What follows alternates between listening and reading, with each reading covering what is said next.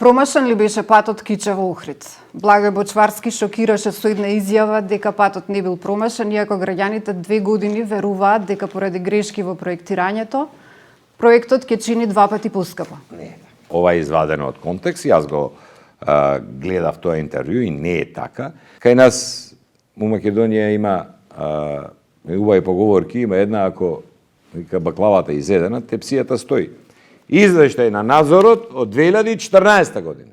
Констатирана е потреба од дополнително препроектирање на тунелот со цел исполнување на европските стандарди во оваа материја. Кој манипулира со јавноста? Вие што тврдите дека била промашена трасата или Благој Бочварски кој што кажа дека не била промашена? Кошлак, да ви кажам две работи. Значи за ова не треба се градежен инженер. Зборам извештај за главен надзор.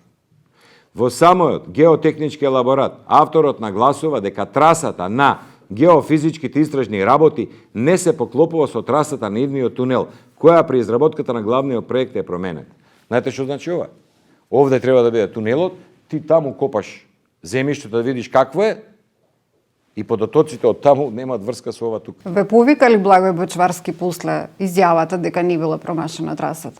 Ги усогласивте ли ставовите?